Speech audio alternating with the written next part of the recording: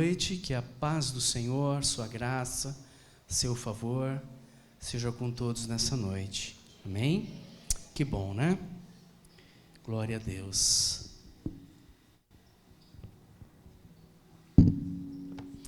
Realmente foi uma conferência muito especial, né? E a presença do Senhor foi muito forte aqui nesses dias. Enquanto nós aguardamos aí os pais, né, levarem as crianças ali para a célula, né? Vai orando ao Senhor, vai apresentando a Deus esse momento da palavra. Glória a Deus.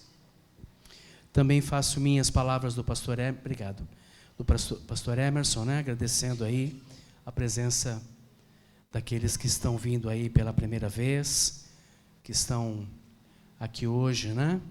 Então, seja muito bem-vindo, bem-vinda, né? Que a boa mão do Senhor esteja contigo. Também a todos os membros da casa, que o Senhor possa liberar do bom depósito para todos vocês. Amém? É uma alegria estarmos na celebração juntos, para adorar ao Senhor, não é? E a gente já está bastante familiarizado, né, com o trilho da nossa celebração. Então, nós temos o primeiro momento, os louvores, aonde nós direcionamos a nossa voz, o nosso coração, em gratidão, em celebração, né, a Deus. A gente leva até Ele, né? Nós direcionamos a Ele a expressão do nosso coração. Inclusive a celebração, gente. Muitos de nós, a gente acaba usando o termo culto, né? E não há nenhum problema, realmente é um culto. Mas a gente precisa entender que esse tempo que temos aos domingos, primeiro, estarmos juntos, né, para esse movimento profético, esse movimento de adoração, esse movimento de alegria, né, para agradecer ao Senhor. Eu sempre tomo para mim que os cultos, as celebrações, ele tem um papel importante para demonstrar a Deus o nosso coração, né, em família. A gente sabe que nos cultos, nas celebrações, cura é liberada, né? Uma série de coisas sobrenaturais acontecem, mas o nosso foco não é vir atrás disso. O nosso foco de domingo, né, é realmente em família, em comunhão, juntos, em unidade, né? No partir do pão, não é? No riso, no compartilhar as experiências, né? Direcionar tudo isso ao nosso Deus, porque Ele é digno de todo louvor. Amém? Diga comigo, o meu Deus, mais forte, gente, o meu Deus é digno de todo louvor. Amém? Então, o motivo pelo qual nós estamos vindo nos cultos, né? Nunca pode ser atrás de bênçãos, porque a bênção é uma consequência de uma motivação e de um coração de um adorador, alguém que sabe quem é em Cristo Jesus, que tem a sua identidade muito clara, né, de quem você pertence, de quem nós pertencemos. E com isso, com essa atitude, todos estão me ouvindo? Estão entendendo? E com essa atitude, né, do nosso posicionamento, o Senhor, se Ele bem quiser, e pela sua palavra, né, e pelo nome de Jesus, Ele poderá e com certeza Ele fará, né, sinais e maravilhas, liberará cura, liberará tantas coisas, provisões, suprimentos. Eu creio dessa forma. Então, quando eu aprendi que eu não devo vir à igreja apenas para uma agenda ou para satisfazer alguém, quando eu aprendi isso, muitas coisas mudaram no meu interior, muitas coisas mudaram na minha vida, eu comecei a ver, né, esse movimento da casa do Pai com uma movimentação diferente a partir, né, de um coração com uma motivação correta.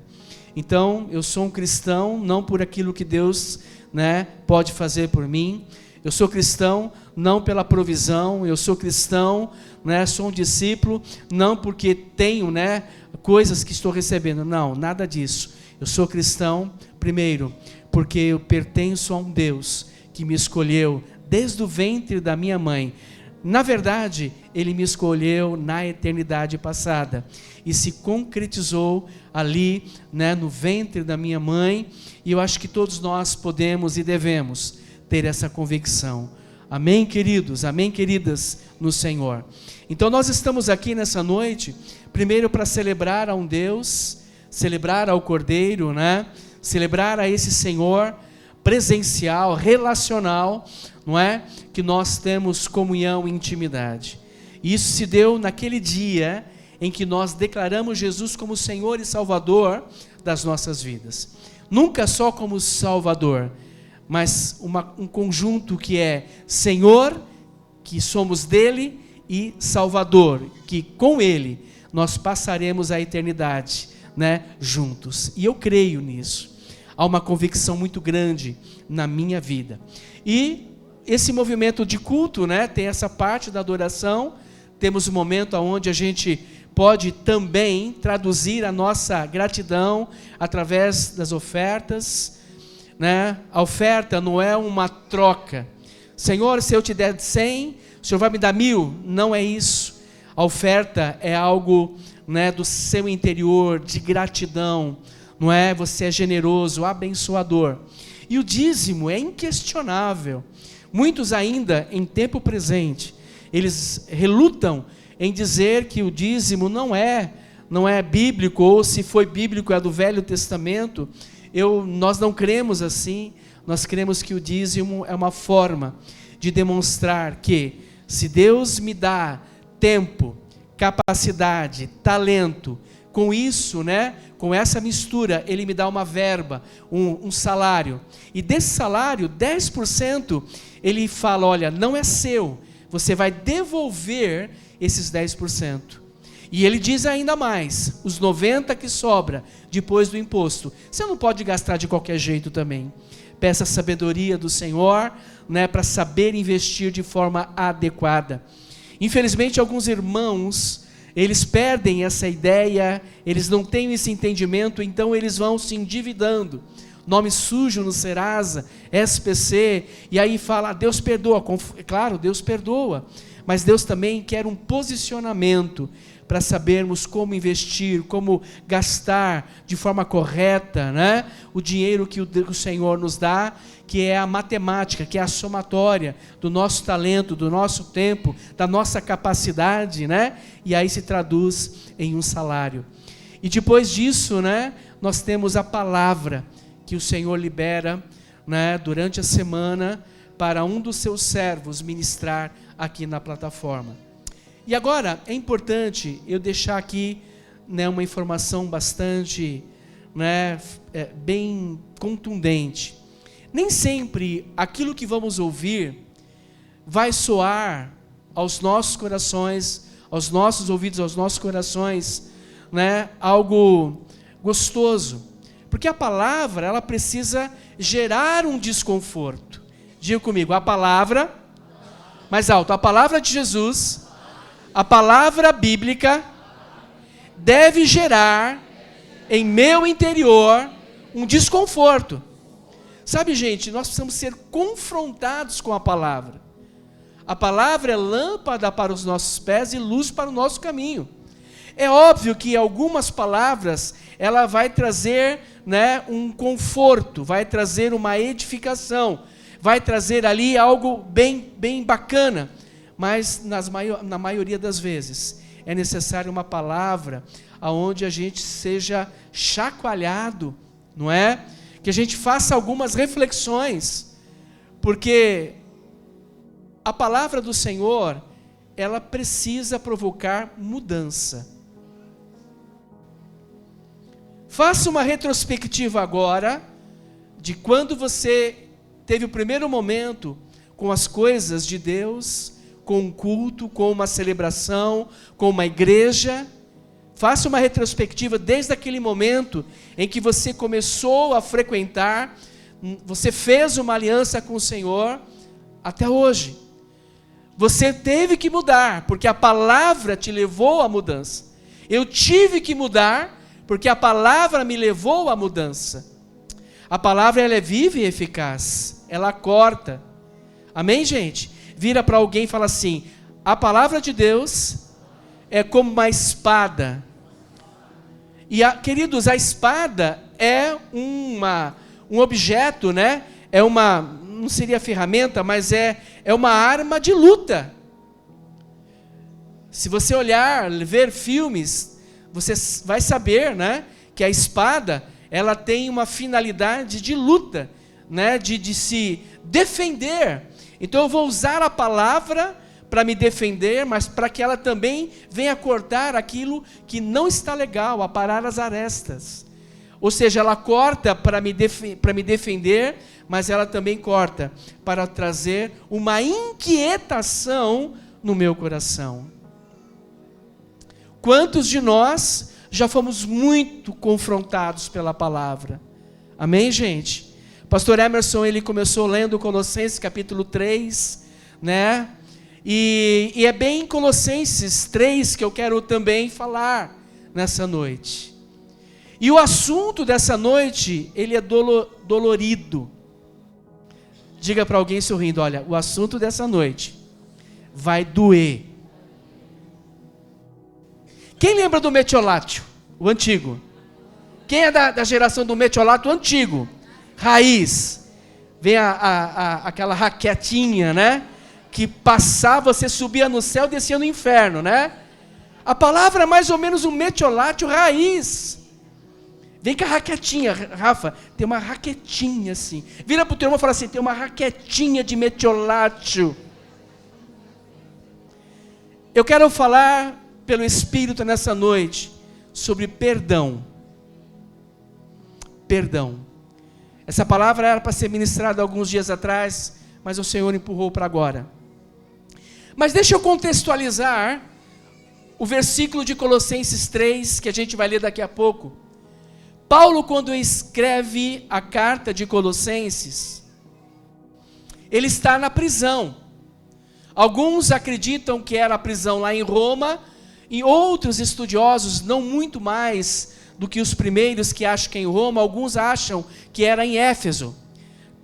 Seja um, seja outro, Paulo está encarcerado. E Paulo foi um dos maiores apóstolos. E ele então, né, escreve Colossenses. Há verdades tremendas nessa carta. E eu quero contextualizar pelo menos 3 pontos que nós podemos extrair, Dinali, de Colossenses. Mas para isso, feche os seus olhos, curve sua cabeça, nós vamos orar, porque o Espírito Santo vai movimentar a água, porque esse assunto, perdão, não é fácil. Mas precisamos ouvir, de tempos em tempos, sermos questionados, confrontados, ministrados. Então, quero orar, Pai, que a graça, a unção, o poder do Espírito nessa noite venha movimentar o nosso interior sobre esse assunto do perdão. Pai, como é importante o tema perdão. Não apenas no nível do conhecimento, de ter na ponta da língua os versículos que vão embasar o perdão, mas na prática, exercitarmos o perdão. E nós sabemos que isso não é fácil, porque há uma série de sentimentos, coisas que estão aí em pessoas, em nós, que nos faz a não liberar o perdão. E eu sei, bem sei, que o maior inimigo das nossas almas, ele fará de tudo para que a gente não perdoe. Então nessa noite o Espírito Santo venha ministrar os nossos corações, e que essa espada seja uma espada que corte ao ponto de dividir alma e espírito, e que essa palavra venha a ser apta para discernir pensamentos e intenções do coração, em nome de Jesus. Colossenses, Paulo, quando escreveu essa carta, como eu disse, ele estava preso, e não foi, mesmo preso, né? Eu creio que foi uma das cartas de prisão, né? Que ele escreveu com muita propriedade, com muita profundidade. Há várias coisas que nós podemos extrair de Colossenses, mas eu acredito que essa carta, ela pode nos falar 3 coisas que são bem importantes. Paulo, em Colossenses, ele traz uma dinâmica de atenção para que falsos mestres, falsos profetas, falsos pastores, com suas palavras, não venham, né, te enganar. Então, Paulo, em Colossenses, né, a primeira coisa que a gente vê nessa carta é aonde Paulo está falando, instruindo, recomendando, ensinando, né, quanto a falsos profetas, falsos ensinamentos que estavam entrando na igreja. Então nós cremos, por isso que nós temos um grupo de pastores aqui, e estamos também ligados a grupos de pastores, homens de Deus, homens, né, de caráter, de santidade, de propósito. E nós sempre estamos monitorando falsas doutrinas que se levantam, né? Homens, né, maus, pessoas que vêm para tentar causar confusão. Então nós sempre estaremos atentos, porque Paulo, ele já está alertando a igreja lá de Colossos, né, a respeito dessas falsas doutrinas. Então nós aqui precisamos sempre estar atentos, sempre com a antena ligada quanto a esses movimentos. Por exemplo, a hipergraça é um movimento que se levantou lá atrás, que é algo do inferno. Essa hipergraça, que se você for procurar na internet, você vai ver que é uma mentira bíblica, né? Aliás, uma mentira de contextos que são tirados, textos que são tirados do contexto, para dizer: viva do jeito que você quiser, case com quem você quiser. Quiser casar com um homem, pode casar com a mulher, pode casar, porque se você aceitou Jesus, não tem problema, você não vai perder a salvação. Isso é um ensinamento perverso, e a Bíblia não fala sobre isso. Há textos bíblicos que falam: toma cuidado, para que você não perca a sua salvação, não perca a dispensação, né, do Senhor na sua vida. Então, o primeiro contexto de Colossenses fala sobre isso, né? Também eu vejo que em Colossenses, Paulo está enfatizando a pessoa de Jesus Cristo como o supremo pastor da igreja, como o cabeça da igreja. E aqui na Vida Nova, Jesus Cristo é o cabeça dessa igreja. Aqui, nesta igreja, Jesus é o Senhor, a centralidade é em Jesus, tudo deve se fazer convergir em Jesus, né? Tantas coisas dos céus, do de baixo, de tudo convergir em Jesus.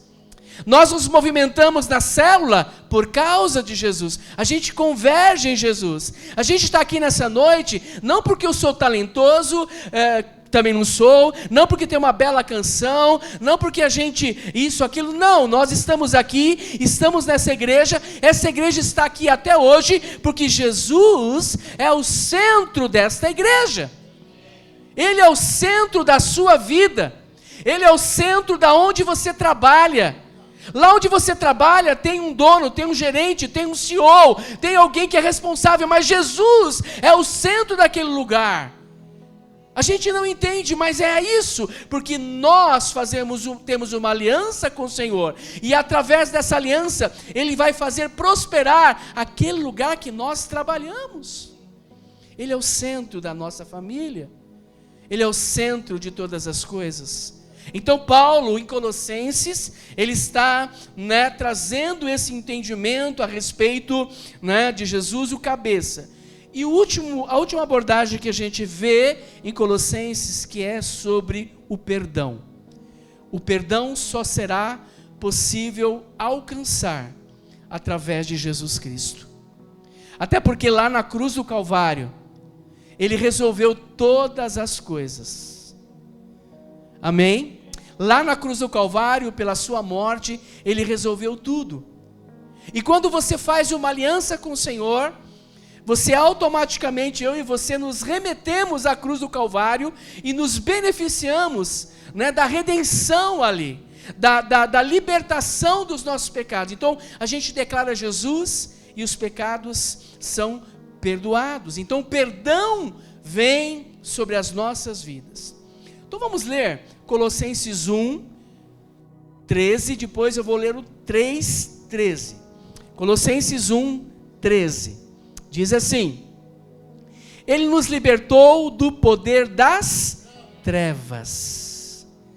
Gente, num resumo, numa forma mais didática para entender do poder das trevas, nós éramos ignorantes quanto às coisas espirituais, quando a gente ainda não tinha uma aliança com o Senhor.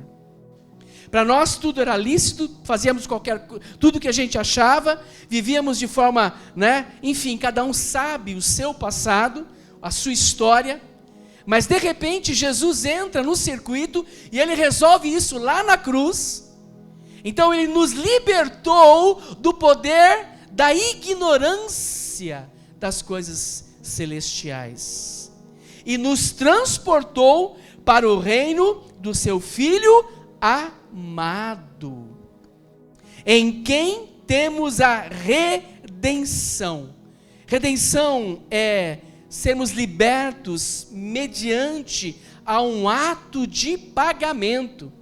Quando Jesus, pastora Edna, lá na cruz morreu em nosso lugar, o pagamento do pecado que entrou no Éden foi pago, um alto preço lá por nossas vidas. Então, a gente já começa a entender que o perdão é algo fundamental para as coisas acontecerem. Então Ele morreu por nós, e aí a redenção da sua morte, essa morte, ou seja, o pagamento que Ele, fez lá na cruz, morte de cruz, coroa de espinhos, o seu lado foi furado, toda aquela via sacra, um alto pagamento. Nenhum homem conseguiria fazer isso, mas o próprio Jesus, o único Jesus, Ele conseguiu. Então, redenção é isso. A remissão, gente. Remissão nada mais é do que perdão, zeramento dos nossos pecados. Versículo 15. Ele é a imagem do Deus invisível, o primogênito de toda a criação, pois nele foram criadas todas as coisas, nos céus, sobre a terra, as visíveis, as invisíveis, sejam tronos, sejam soberanias, quer principados, quer potestades. Tudo foi criado por meio dele e para ele. Ele é antes de todas as coisas, nele tudo subsiste. Ele é a cabeça do corpo, que é a igreja. Ele é o princípio, o primogênito dentre os mortos, para ter a primazia em todas as coisas. E aí o Colossenses 3, 13, vai falar muito sobre perdão. Vamos ver? Suportem-se uns aos outros. Perdoem-se mutuamente, caso alguém tenha motivo de queixa contra uma pessoa, assim como o Senhor perdoou vocês. Perdoem também uns aos outros. Então, a carta de Colossenses que Paulo escreveu tem aí 3 bases, que é corrigir contra falsos ensinamentos.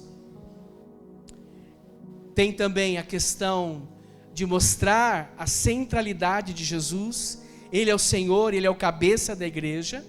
E a terceira coisa que nós podemos extrair de Colossenses tem a ver, com o perdão que é alcançado em Jesus. Efésios 1:7 diz o seguinte, Efésios 1:7, nele temos a redenção pelo seu sangue, a remissão dos pecados, segundo a riqueza da sua graça. 1 João 1, versículo 9, 1 João 1, 9, se confessarmos os nossos pecados, Ele é fiel e justo para nos perdoar os pecados e nos purificar de toda injustiça. Dito tudo isto, tendo uma contextualização da carta de Colossenses, a gente vai trabalhar nesse último ponto, que é o perdão que alcançamos através de Jesus. Por causa de Jesus, hoje eu sou perdoado. Por causa de Jesus, eu não sou mais inimigo de Deus, sou amigo de Deus. Então, em Jesus, eu alcancei perdão de Deus. Eu era inimigo de Deus, hoje eu sou amigo de Deus. E eu quero então fazer uma pergunta: quantos de nós se sentem, sentem esse amor? Quantos de nós essa noite sentem esse amor do Pai para conosco em relação ao perdão que nós recebemos? Quantos sentem essa bênção, Nós precisamos ter essa convicção de que eu me sinto feliz, lisonjeado, porque o Pai me perdoou. Eu estava fadado a ir à morte, a ter a morte eterna, não é? Então, Colossenses fala sobre perdão. Agora, gente, presta atenção. Agora que entra o ponto, crucial. Enquanto ser a nós, o assunto é sobre nós, o Senhor nos perdoou, a gente confessou os nossos pecados, a gente confessou a vida, a vida horrorosa que vivíamos. A gente chegou diante de Jesus, diante desse Deus, e nós pedimos perdão. Olha, Senhor, eu quero pedir perdão sobre isso. Eu fiz isso, eu bebia, eu fazia coisas erradas, eu roubava, uma série de coisas. Nós fazemos isso quando a gente pede perdão, não porque alguém nos obriga, mas porque o Espírito nos constrange a abrirmos, escancararmos o nosso coração agora numa nova postura de homem e mulher no Senhor. Santidade, fruto do Espírito, a gente começa então a cultivar. Então, a gente conseguiu entender e ter a revelação de que o perdão que veio sobre nós mudou completamente a minha perspectiva quanto ao meu passado. O meu passado, a Bíblia é clara lá em Isaías, já foi lançado no profundo mar. E aí eu preciso manter essa comunhão, sempre tomar cuidado, porque o pecado está aí, muito perto. Ao nosso derredor, aí, o inimigo está aí ao nosso derredor, criando situações para que a gente possa não só cair, mas também errar o alvo. Então, essa graça, que a gente recebeu através, de ser perdoado, e somos filhos, temos direito, isso faz toda a diferença para nós. Por isso que todos os dias a gente vai precisar estar aí sempre focado, olhando para o Senhor, pedindo: Senhor, nos ajude, me ajude a não errar, me ajude a estar no centro da sua vontade. Se eu tiver algum pensamento, alguma atitude, que o Senhor possa, vir e me ajudar.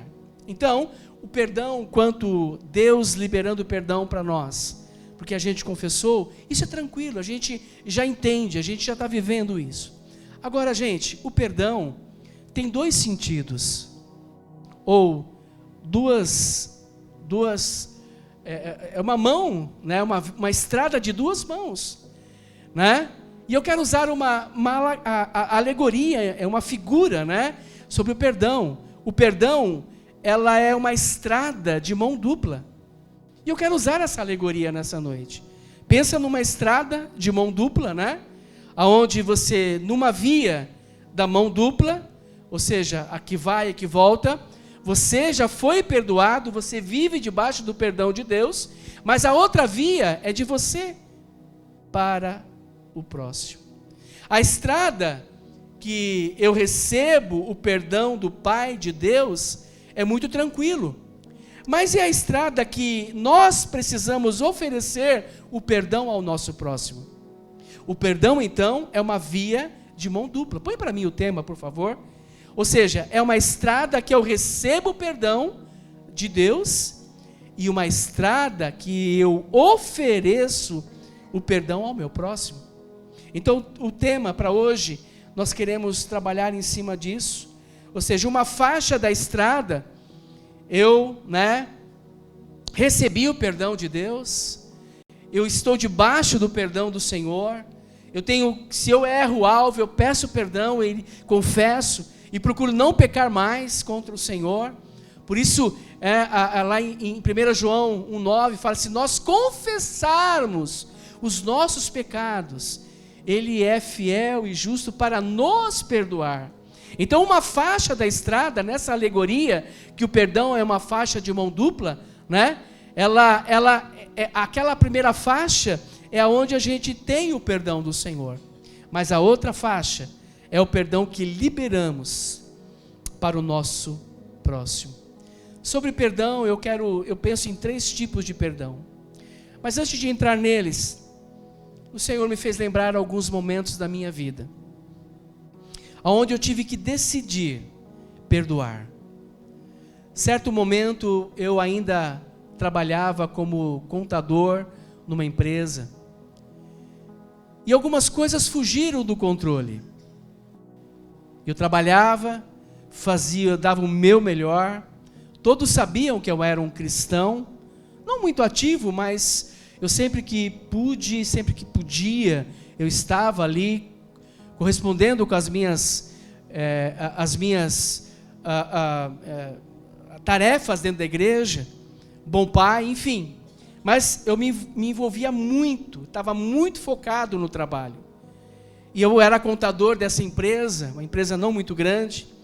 De repente algo aconteceu, onde um dos sócios daquela empresa, ele perdeu muito dinheiro, porque eu não consegui entregar um documento para que ele pudesse, uma certidão negativa para que ele pudesse participar de uma concorrência pública.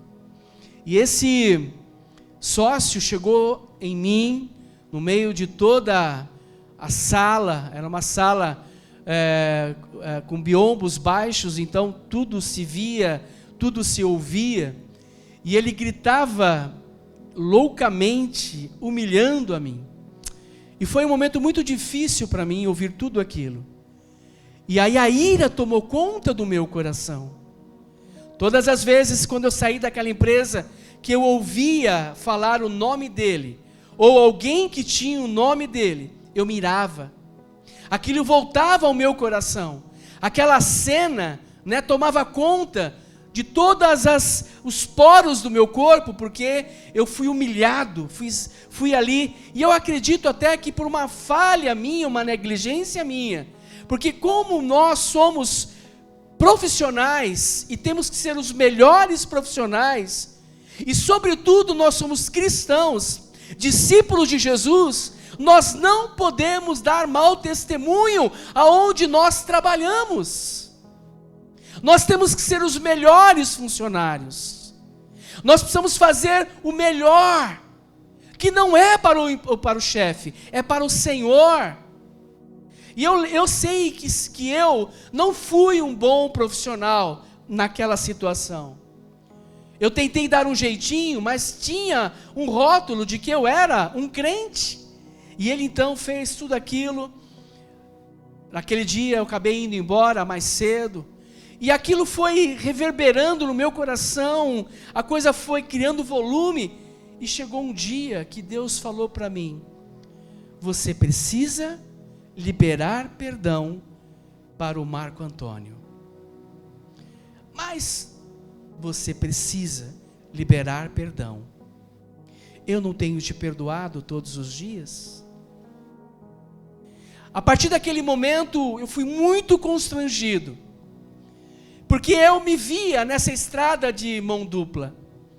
Eu queria o perdão, eu recebia o perdão, mas era incapaz de perdoar alguém. E eu tive que fazer a decisão, tomar a decisão. Senhor, eu libero o perdão agora para essa pessoa.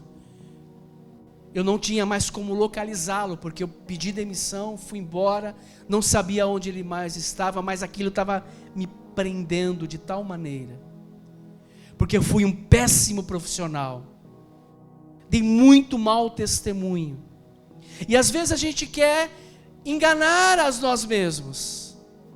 Pode ser que com certeza ele passou dos limites, mas Deus falou para mim, não é nada sobre ele, é sobre você. O perdão não é em relação a quem nos ofendeu, o perdão tem a ver conosco. Vira para alguém e fala assim, o perdão tem a ver com você.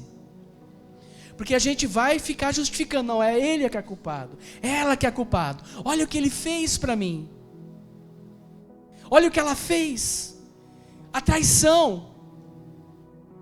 Uma outra vez eu tive que liberar perdão presencialmente para o meu antigo pastor. Aliás, o último pastor que eu tive, né? Ele fez algo assim terrível no meio da igreja, e aquilo foi me remoendo, e eu tive que depois chamá-lo de canto, falar, olha, quero te pedir perdão, não é nada sobre você, o senhor não errou, eu errei. Vai pensando em coisas que você precisa liberar perdão, em coisas que no passado ou durante a sua vida mexeu com você, e ainda você está preso naquilo ou na situação. Então o perdão, eu vejo três coisas. O perdão vertical é o perdão de Deus para com as nossas vidas. Efésios 4:32 diz, pelo contrário, sejam bondosos, compassivos uns para com os outros, perdoando uns aos outros, como também Deus em Cristo perdoou vocês. Paulo novamente agora em Efésios, ele está replicando. Também vejo que o perdão tem algo a ver com o horizontal. O vertical é Deus, eu e Deus, Deus e eu, mas o horizontal tem a ver com aqueles que nos ofende. Colossenses 3:13, nós já lemos, mas vamos ler novamente. Suportem-se uns aos outros e perdoem-se mutuamente, caso alguém tenha motivo de queixa contra outra pessoa. Assim como o Senhor perdoou vocês, perdoem também uns aos outros. E há uma terceira coisa sobre o perdão, que é o perdão interior. Então eu vejo o perdão na vertical, perdão na horizontal, e é o perdão no interior. E esse perdão interior é aquele, auto-perdão, ou seja, perdoar-nos a nós mesmos, livrando-nos, libertando-nos de toda a culpa do passado. E aí há dois versículos lindos que o Senhor colocou no meu coração. Olha só, Isaías 43:25. Eu mesmo sou o que apago as suas transgressões, por amor de mim. O Senhor não tem prazer de segurar essa questão do perdão, mas Ele libera quando há um coração, verdadeiro, uma motivação correta. Ele não só tem prazer, mas como também, Ele vai liberar um grande amor. Olha só, sou o que apago as suas transgressões por amor de mim. Dos pecados que você cometeu, não me lembro. E aí quando a gente pensa no perdão interior, a gente cometeu algo no passado, ou fizeram algo para nós, e a gente não se perdoa, a gente tem que entender que em Cristo, no Senhor, eu preciso ter essa convicção que não há mais nenhum tipo de problema, porque o Senhor já em amor nos abençoou. E em Filipenses 13 e 14, olha o que diz: irmãos, quanto a mim, não julgo havê-lo alcançado, Mas uma coisa faço, esquecendo-me das coisas que ficam para trás e avançando para as que estão diante de mim, prossigo para o alvo, para o prêmio da soberana vocação de Deus em Cristo Jesus. O perdão interior é realmente se apropriar. Senhor, ajuda-me, eu preciso me perdoar também, receber esse perdão e prosseguir. Muitas vezes a gente não prossegue, porque a gente está preso lá atrás, preso a um perdão que a gente não liberou, e preso a um perdão interior, que a gente não se perdoa, por algo que a gente cometeu. E nessa noite, pela graça do Senhor, nós vamos, acertar, se há alguma coisa necessária, se há alguma coisa que precisa ser feita, sobre o perdão, hoje é noite para a gente liberar. E aí, eu quero trazer aqui um momento bem interessante. Um assunto estava acontecendo com Jesus e os discípulos, e Pedro era um cara muito rápido, um rápido assim, pegava rápido as coisas, ele se antecipava, errava bastante também, e o assunto começa a entrar sobre perdão. E Pedro, eu acredito que ele voltou lá nos ensinamentos dos rabinos. Os rabinos ensinavam os seus discípulos que o perdão era 3 vezes. Você vai perdoar 3 vezes e está muito bom. E aí Pedro lembrou disso, que ele era muito rápido no raciocínio, lembrou do rabino e ele queria sobressair dos demais. Falou assim, então eu não vou falar 3 não, vou falar 7. Aí ele vira para Jesus e fala o seguinte, lá em Mateus capítulo 28, versículo 21 ao 35, depois você pode ler. Ele falou, Senhor, muito esperto Pedro, se o meu irmão pecar contra mim, tenho que perdoar até 7 vezes? Pedro então está querendo mostrar para os demais que ele é rápido no raciocínio, então não é 3 para o rabino, como Jesus é Jesus, então tem que ser 7, 3 a mais 1, 4, 7 vezes.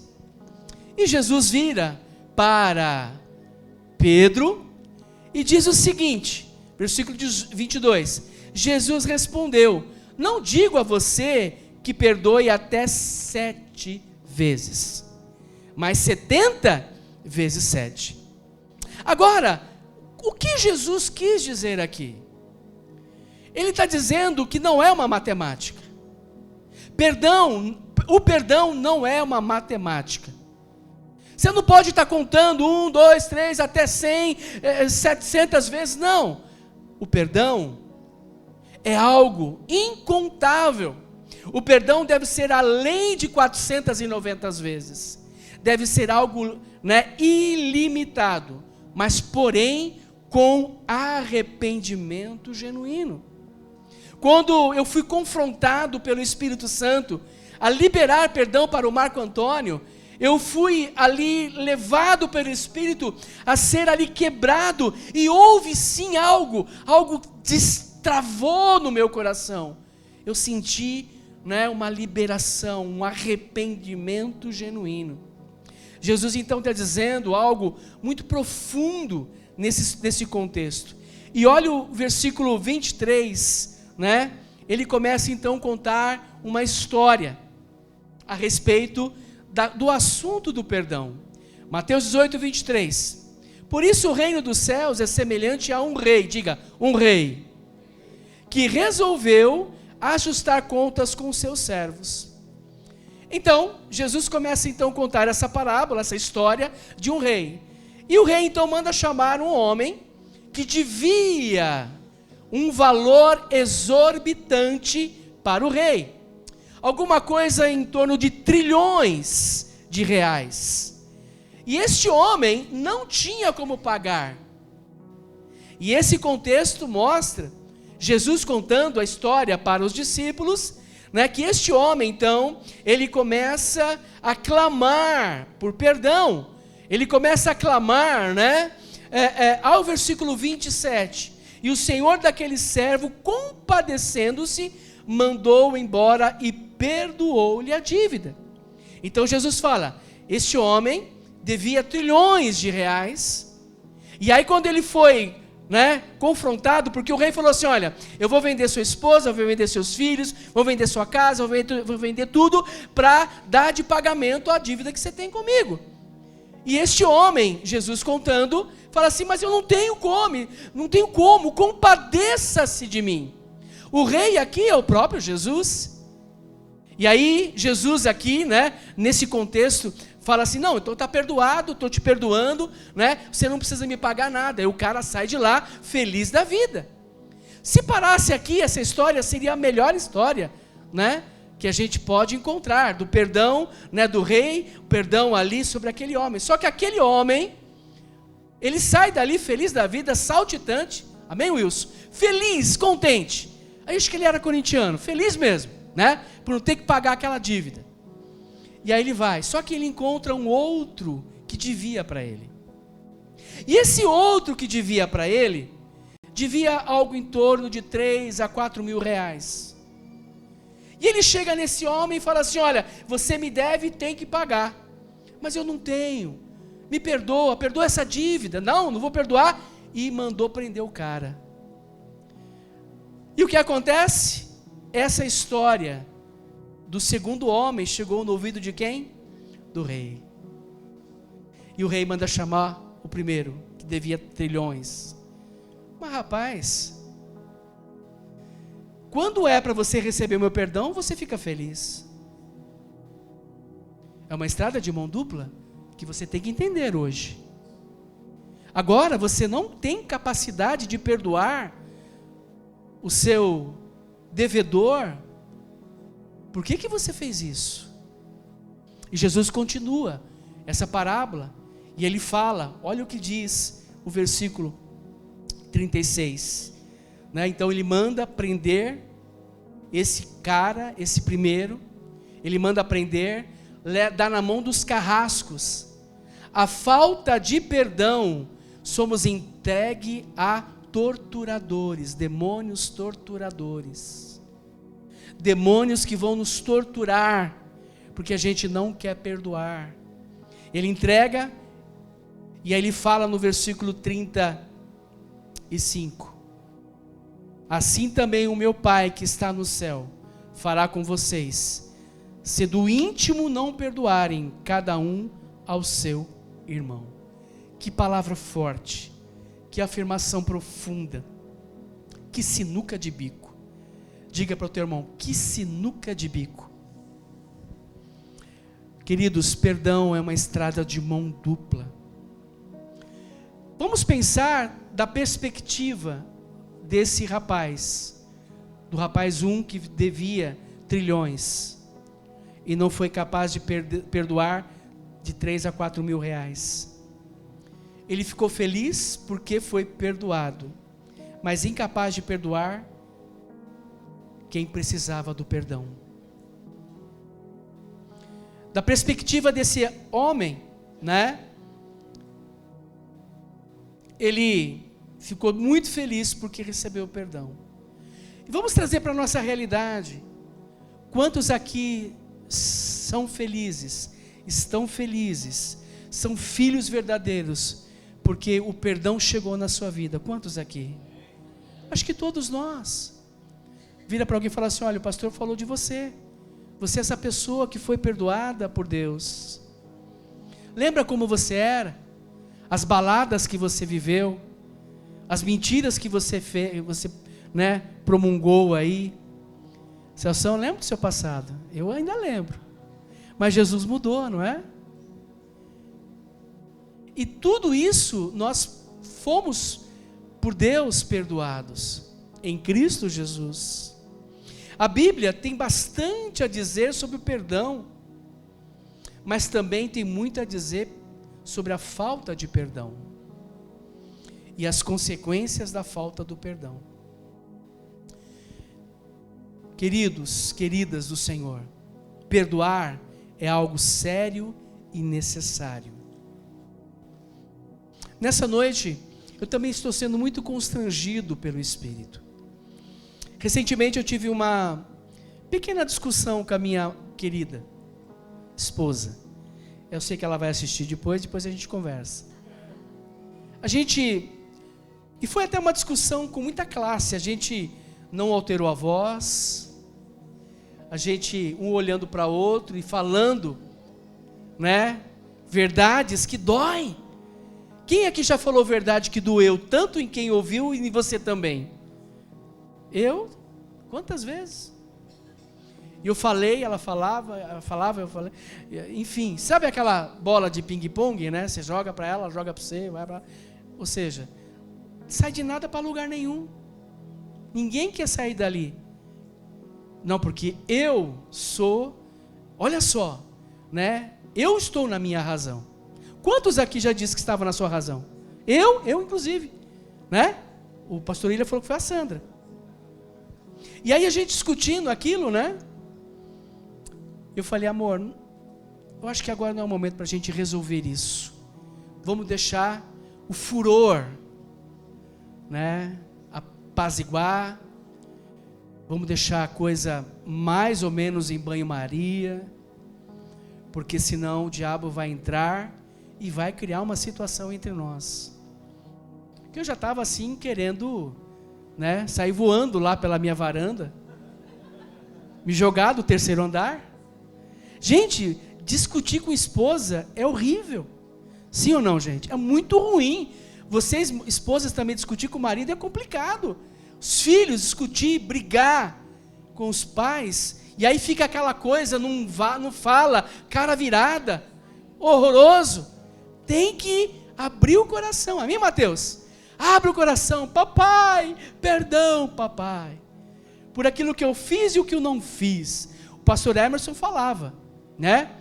Ele pedia perdão, né? Não sei se você... Não, a sua mãe que fazia isso, né? Ela batia no Emerson antes de sair de casa, porque ela falava, ó, eu vou te bater porque eu sei que você vai aprontar, né? Então, vamos fazer o contrário, vamos pedir perdão mesmo sem acontecer. 3 dias depois, gente, não deixa passar 3 dias. Aí, de repente, estamos sentados à mesa, tomando um café da manhã. Eu estava lá, meio borocochô, né? Olhando para as nuvens, ela também, a mesa posta, todos os dias pela manhã a gente toma café junto. Aí, de repente, vem aquele sopro do Espírito. Amor, ela para mim, amor, eu quero te pedir perdão. Eu quase bati tambor. Eu quase chamei os cavaleiros do Apocalipse, os seres viventes, os anciões. Mas eu vi que foi um perdão realmente. E eu falei, amém, eu também quero te pedir perdão. E sabe, gente, o que o diabo quer fazer é nos amarrar, é nos aprisionar. A gente sempre vai colocar algo, dizer que você tem razão, sempre. De 40 anos de casado, sempre eu achei que eu tinha razão. De 40 anos casado, sempre ela achou que ela tinha razão. E na verdade, nenhum dos dois tem razão. Quando há uma discussão, quando há uma ofensa, quando há uma palavra torta, quando você fala uma palavra atravessada, então o inimigo vai usar de palavras, de atitudes, para criar situações aonde vai ter a inimizade, casamentos se desfazendo. Então, perdoar é algo sério e necessário. Diga comigo, perdoar é algo sério e necessário. Gente, perdão não é sentimento. Se eu sentir, eu perdoo. Perdão não é sentimento, amém, Denise? Perdão é uma atitude do coração. Perdoar também não é algo emocional, né? Ah, tudo bem, vou continuar vivendo a vida numa boa. Para mim, essa pessoa nem cheira nem fede. Isso é uma atitude emocional.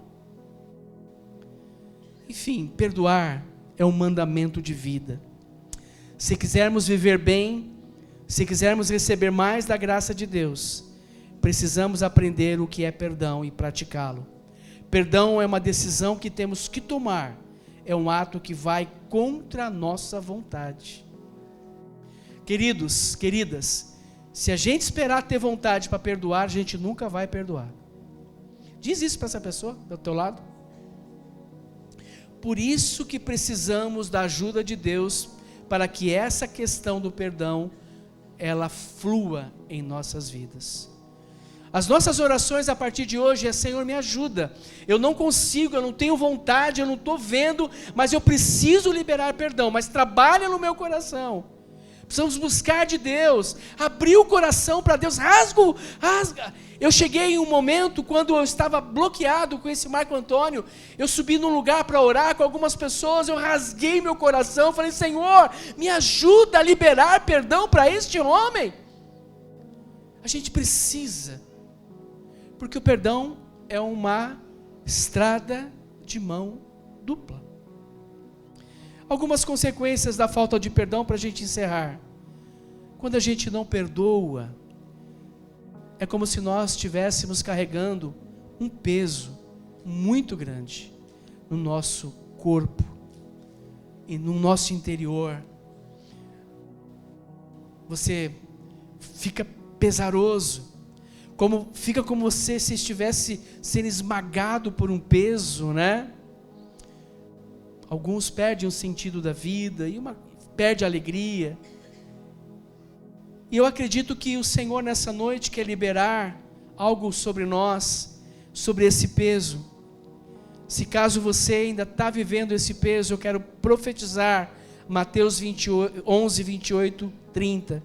Mateus 11, 28, 30. Venham a mim todos vocês que estão cansados e sobrecarregados, e eu os aliviarei. Tome sobre vocês o meu jugo e aprendam de mim, porque sou manso e humilde de coração, e vocês acharão descanso para a sua alma.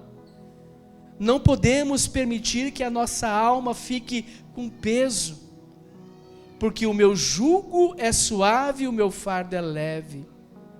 Por isso nós precisamos da ajuda do Senhor. Mais duas consequências da falta de perdão. A falta de perdão traz inquietação. É uma ferida emocional. Coração sem sossego, aflito. Com essa inquietação, queridos, vem uma companheira inseparável, que é a angústia. A falta de perdão traz uma inquietação. E essa inquietação traz uma companheira, que é a angústia. Elas são inseparáveis também. A dona angústia quer habitar, né, onde a inquietação, ela está ali tomando conta, porque não há liberação de perdão. Você não consegue mais ver tal pessoa. Casamentos, por exemplo, quantos casamentos se desfizeram? E hoje os ex-cônjuges não podem se ver. Se pudesse se matar, se matariam um ao outro.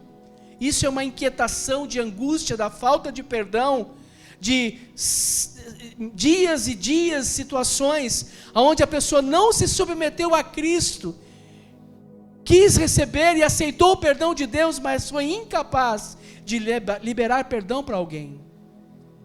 A angústia vai tomando conta. Mais uma consequência, né, da falta de perdão, ela provoca estresse, esgotamento, solidão, abandono, ansiedade.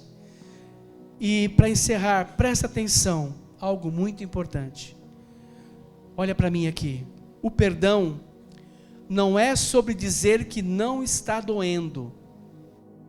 O perdão não é sobre dizer que não está doendo, porque vai doer, mas é sobre decidir que essa dor não vai mais controlar a nossa vida.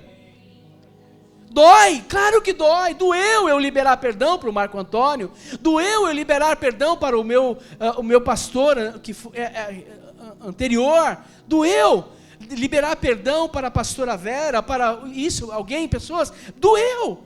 Mas eu decidi que essa atitude, né, isso aí não iria mais me controlar a minha vida, a falta de perdão. É sobre decidir que essa dor não vai mais controlar a minha vida.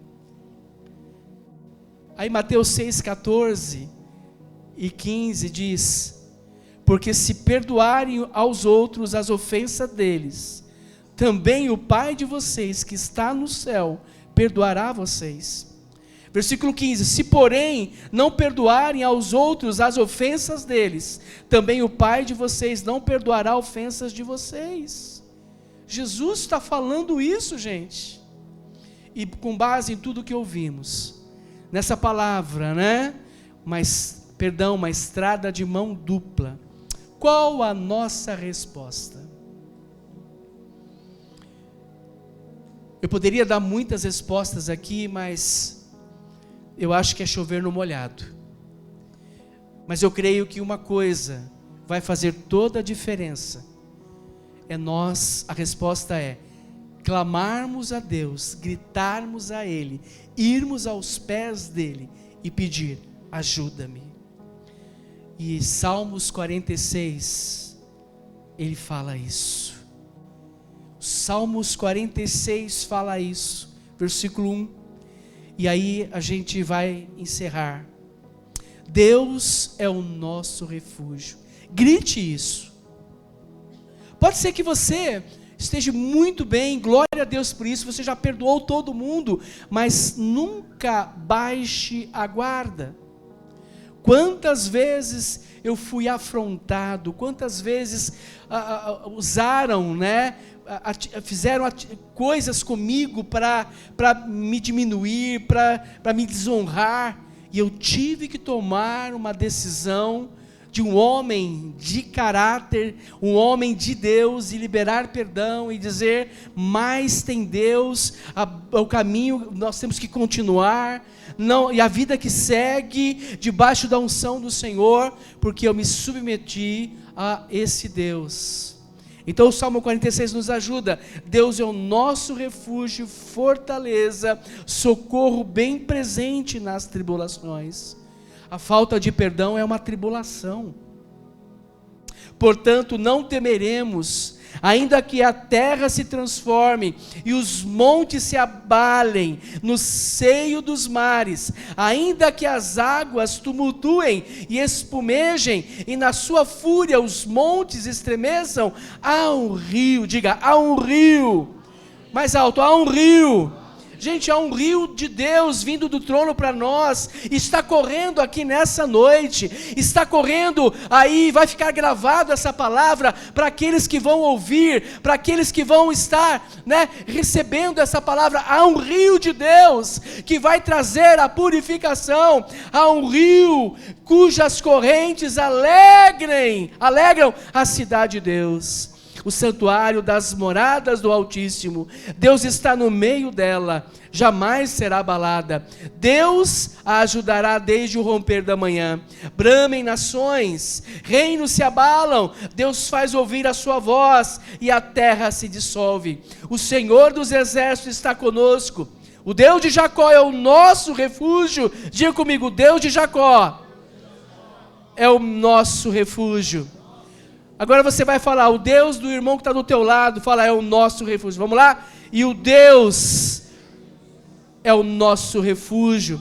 Versículo 8: venham contemplar as obras do Senhor, que tem feito desolações na terra. Ele faz cessar as guerras até os confins do mundo. Quebra o arco e despedaça a lança. Queima os carros no fogo.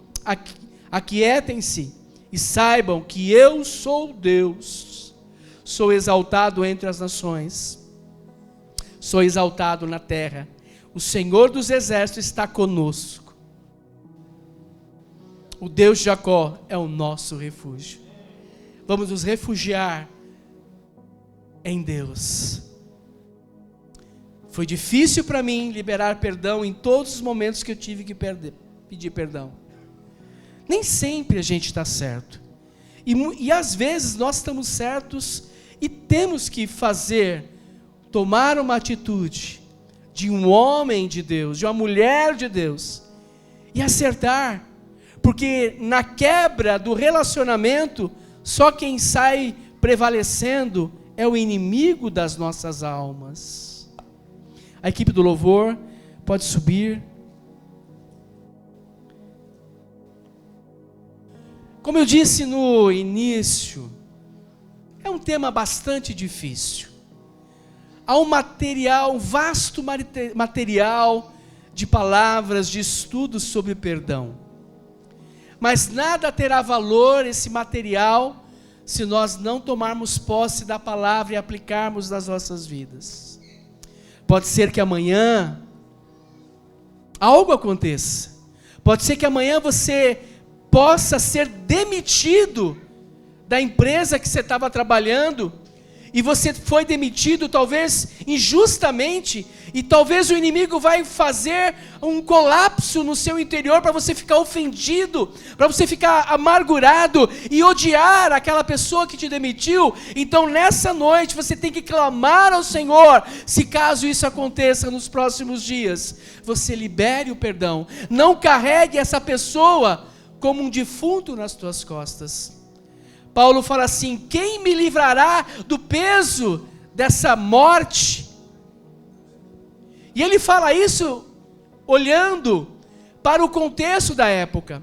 Algumas sentenças de assassinos, a sentença era carregar nas costas o corpo daquela pessoa que ele matou, até a decomposição total.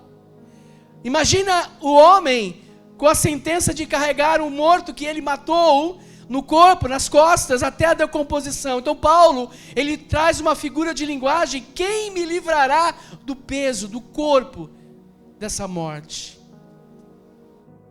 E há algo espiritual aqui. Quando a gente não perdoa, é como se nós estivéssemos praticando um assassinato. E aí vamos carregar aquilo. Vamos carregar aquele defunto, aquele mau cheiro. O mau cheiro te faz torcer o nariz, né? Faz você fazer cara feia. Passa no lugar que está fedendo, que você vai ver a cara que você faz, tirando o Enzo, que não sente nenhum cheiro, né? Mas os demais, quem nos livrará? Vamos nos colocar em pé.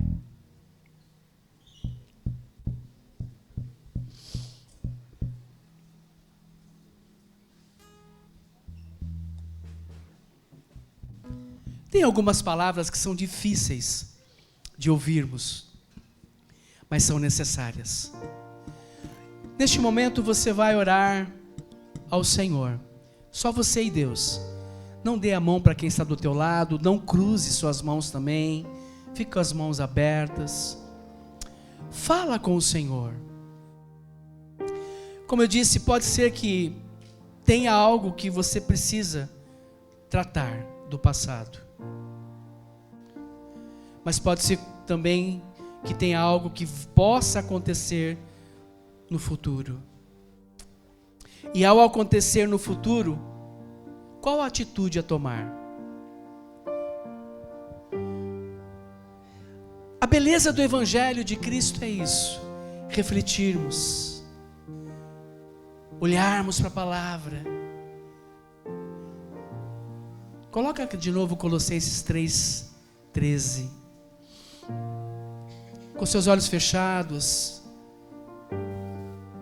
diz assim esse texto: suportem-se. E o suportar aqui, gente, é carregar, é dar o ombro, é ajudar as pessoas.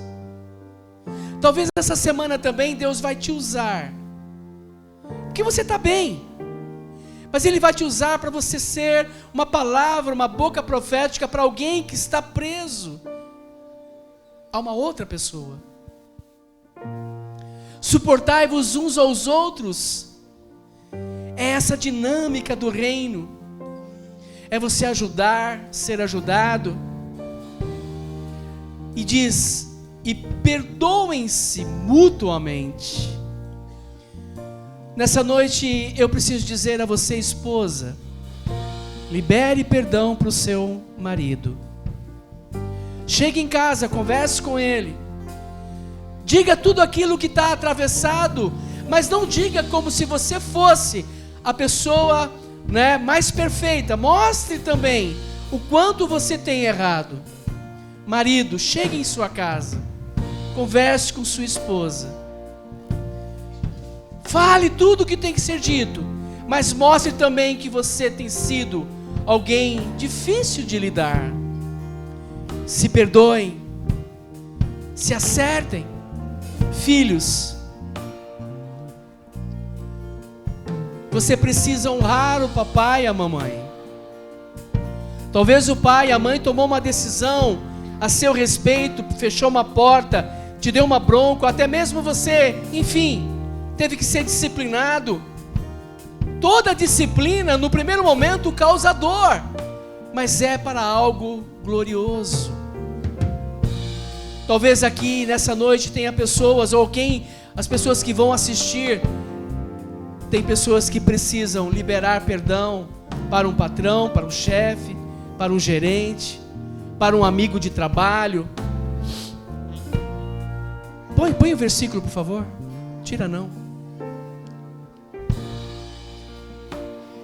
Suportem-se uns aos outros e perdoem-se mutuamente, caso alguém tenha motivo de queixa contra outra pessoa. Essa noite é necessário você verbalizar. Se hoje não der, marque, verbalize. Há uma queixa, há uma tristeza, algo que aconteceu.